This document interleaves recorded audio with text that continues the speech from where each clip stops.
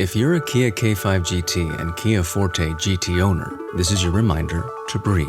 See that sophisticated interior? Enjoy those sensations. And now, imagine how you look from the outside and that speed that only a Kia GT sedan can give you. Sorry, I can't help but get excited.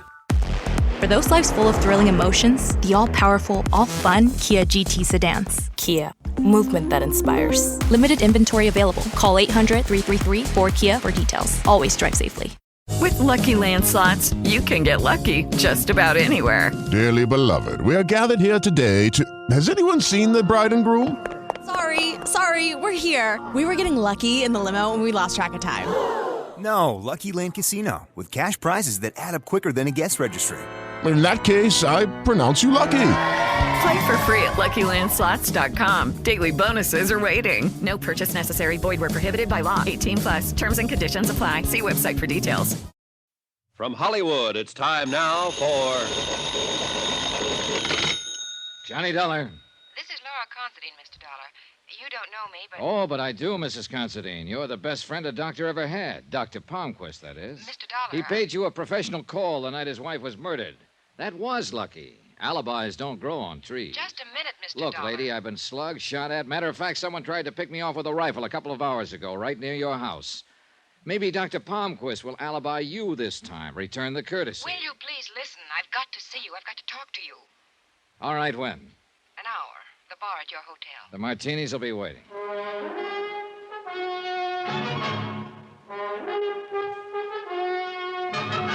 Tonight and every weekday night, Bob Bailey in the transcribed adventures of the man with the action-packed expense account, America's fabulous freelance insurance investigator. Yours truly, Johnny Dollar.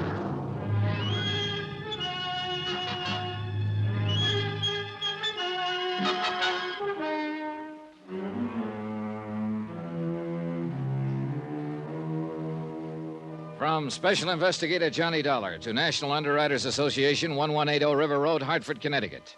Assignment, the long shot matter. Expense account concluded.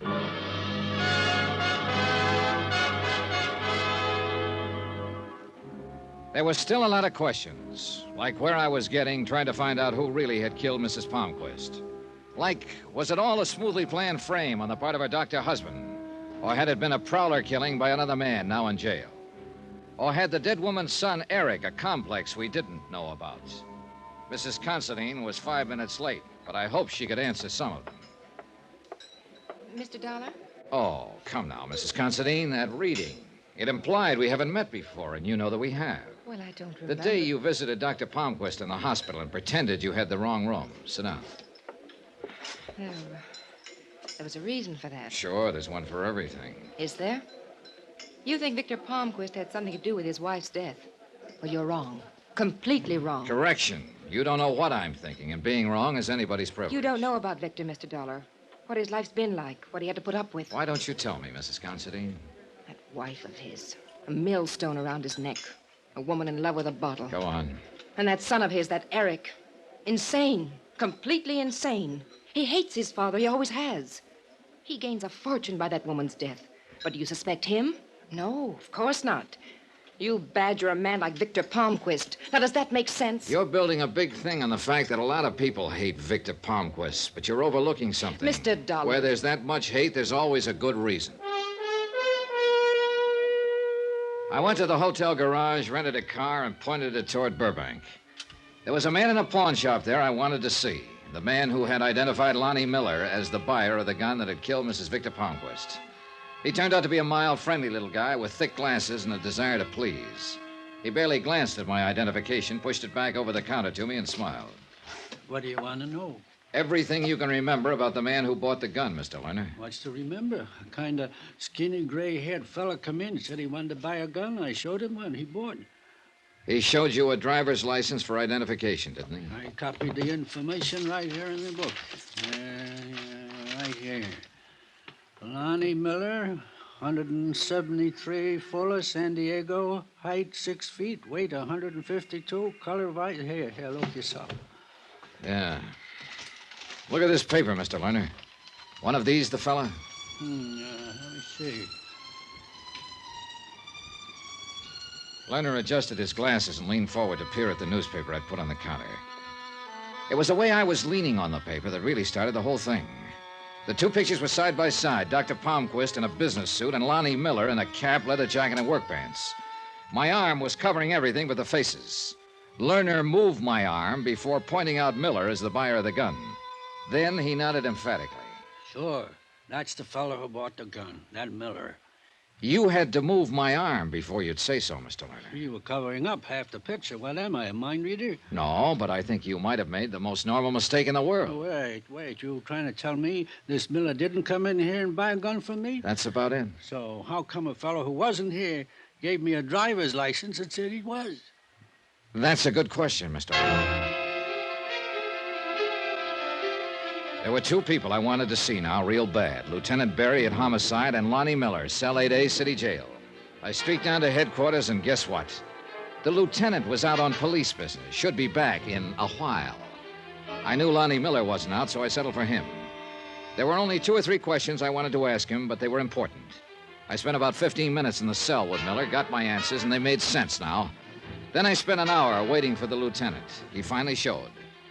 This time, he was the hard sale, even after I discussed what I'd figured out at the pawn shop. Johnny, I'm tired. Oh, sure, me too. Now, look, Lieutenant, you know what I'm pushing is possible.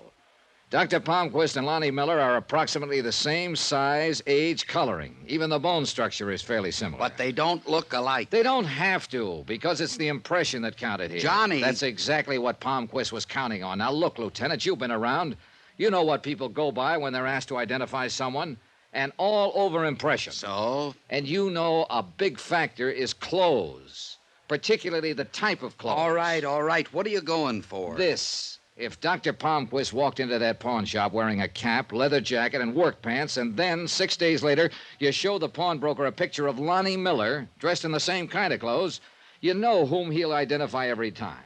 Especially when he'd already seen a driver's license made out to Lonnie Miller. 1,000 ways to make a living. What did I pick? Lieutenant. This? Look, suppose I buy that. Where are you? Dr. Palmquist, for some reason or other, wants his wife dead. He needs a patsy. So he picks up Lonnie Miller, a hitchhiker on the Pacific Coast Highway. If you say so. At a coffee stop, the doctor remembers something he left in the car. He goes out for a minute, sticks a match or a toothpick in a tire valve, guaranteeing a flat a few miles further on. So when they stop, it's the doctor who looks at the flat, gets rid of the toothpick. Grateful for the lift, Miller changes the tire.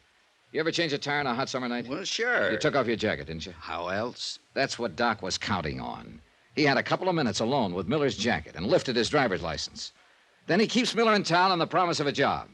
He buys the gun at the Burbank pawn shop wearing work clothes and giving Miller's license as identification. Monday night, he killed his wife, called Miller to the house with a phony story about a job, struck him from behind, and staged the scene the police found. Smooth, huh? Johnny, can you see me going to the DA with all that theory and no proof? Palmquist would laugh me out of town. Barry, look. Knock it off. You're no kid. You know I'm right. Well, don't go away mad. Sure, I know he was right. That's what was driving me crazy. Proof. One little piece of it, but where? Old Palmquist had used his head, all right. But the smartest ones alive always leave one little hole somewhere along the line. But 3 hours later in my hotel room, I hadn't found it. Steffi, what are you doing here? Johnny, Eric's been drinking all day, brooding, working himself into a rage, saying terrible things about Mrs. Considine and his father, and about his father being a murderer. I don't know what he'll do. Help me, Johnny, please. He give you any idea of where he was headed? He mentioned going home to get a gun and then going to Mrs. Considine's house. Johnny, I'm afraid. All right, come on. The drive to the Palmquist house on the Palisades was a long one, but educational. Because Steffi had nothing to hide now. She was just a kid worried to death about her husband, and her bitterness toward Dr. Palmquist came rolling out. He's an easy man to hate, my father-in-law. All charm on the outside. Petty little dictator inside. Man who's trying to prove something, who can't abide weakness. Tries to make everyone over into his own image. A horrible man. Tell me about Eric's brother. Paul? He was the favorite, the doctor's pride and joy. They hunted together all the time. Only one day, Paul had a cold. Tried to get out of a hunting trip.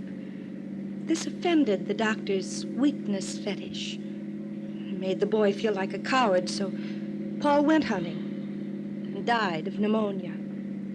Mrs. Palmquist never got over it, as you saw before she was killed. Nice, Johnny? You like the family I married into? The house was dark when we got there. We hurried to Eric's bedroom, and Steffi leaned against the door, weak with relief.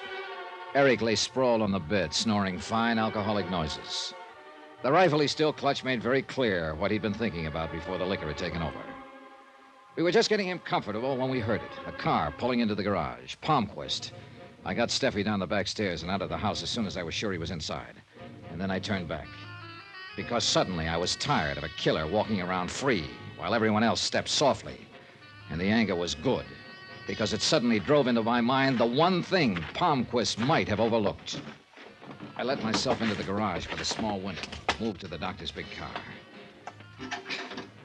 You ever try to force open a car trunk with a claw hammer? Don't. A, it's rough, and B, it takes your eyes off the door leading to the kitchen. Why don't you ask me for the key, Dollar? A gun, Doctor? No instrument of healing? Oh, that's nice. And it tells me something about the trunk. That there's a spare tire in there that's flat, but doesn't have a puncture. A service station might remember a thing like that, huh, Doctor? Right, Mr. Dollar. Goodbye. He couldn't pick me off because of the car, but the car was working against me, too. You did better with a rifle yesterday, Doctor. I'll manage, Mr.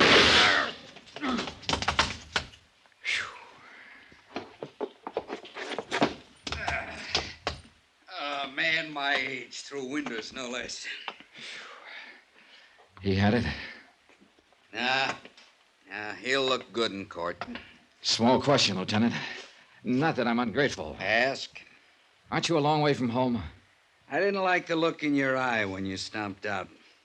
You know something, Johnny? You're easier to tail than a trolley car. Expense account, item 12, $71. L.A. hotel bill. Item 13, $174.90. Return airfare to Hartford. Expense account total, $490.80. Details? Eric Palmquist admitted sending us the original warning note out of fear of his father. He never knew till the death of his mother that he himself was the beneficiary. Remarks about Hollywood. Let's call it the Easterner's Revenge. Quote, it's a nice place to visit, but I wouldn't want to live there. Unquote. Yours truly, Johnny Dollar.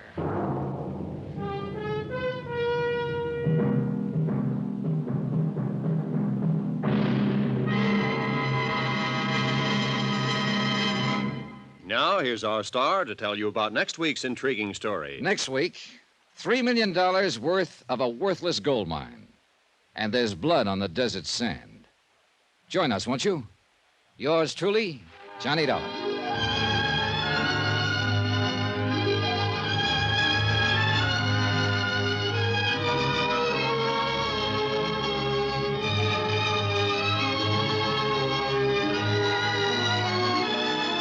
Yours truly, Johnny Dollar, starring Bob Bailey, is transcribed in Hollywood. Written by Tony Barrett, it is produced and directed by Jack Johnstone.